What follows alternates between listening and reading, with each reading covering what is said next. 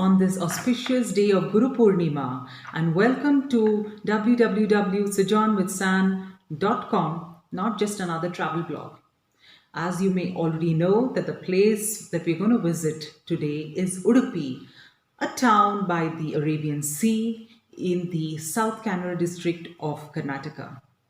You may recall that we had already made a sojourn to Gokarna, which is part of the North Kannada district.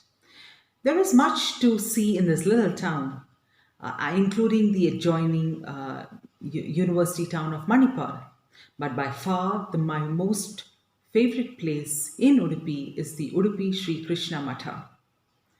The story of this temple goes back to the birth of Madhvacharya in 1238 AD, who propounded the Dvaita philosophy.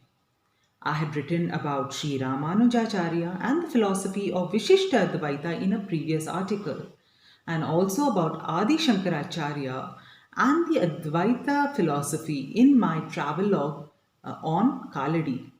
I will share the links of these articles and the videos in the description box.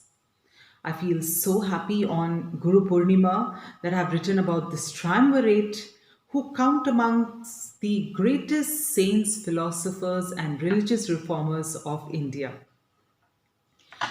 The article has the story about the life and times of Madhvacharya and how the idol of Krishna came to Udupi. And there is a story about the idol itself. As we know, Krishna was born to Vasudeva and Devaki, and he was the eighth child. However, due to the circumstances, Krishna was raised by Yashoda and not Devaki. And Devaki always felt that she had lost out on seeing the childhood of Lord Krishna. Krishna briefly granted Devaki a vision of that mischievous child who was smeared with butter, and Devaki was ecstatic. She wanted the childhood figure of Krishna holding a rope and a churning stick to be sculpted, which was then subsequently executed by Vishwakarma, who was the divine architect, by himself. It is said that Rukmini, the consort of Lord Krishna, worshipped this idol in Dwarka, and after Krishna's ascent to heaven, she gave this idol to Arjuna the Pandava for safekeeping. Over time, the idol was covered by the Gopichandan mud, and much later, it made its way into a ship that had set out from Dwarka and which had gotten caught in a storm in the seas. But for the rest of the story, please go to the blog.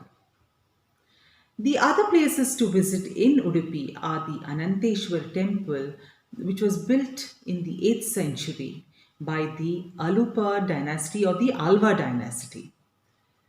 The Yoga Narsamma temple in Ishwarnagar, Manipal, is a quaint temple of Lord Narahari, and it is tucked in a very quiet valley.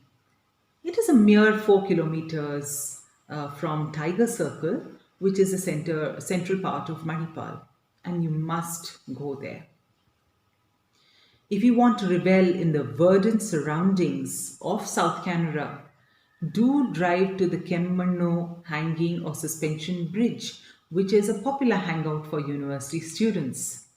Then there is the St. Mary's Island that is situated in front of the Malpe beach. And this offers you a tropical feel and, of beautiful beaches. And of course, you're spoilt for choice with the cuisine that is available in Udupi and Manipal. My favorite is the Mangalorean cuisine and of course the Gadbad ice cream. I'm recording this during the pandemic, but it's my firm belief that we will travel again, and I hope my blog and my video will help you make some informed decisions. Until then, stay safe and see you all soon. And yes, don't forget to subscribe to this channel and also follow the blog. Bye bye.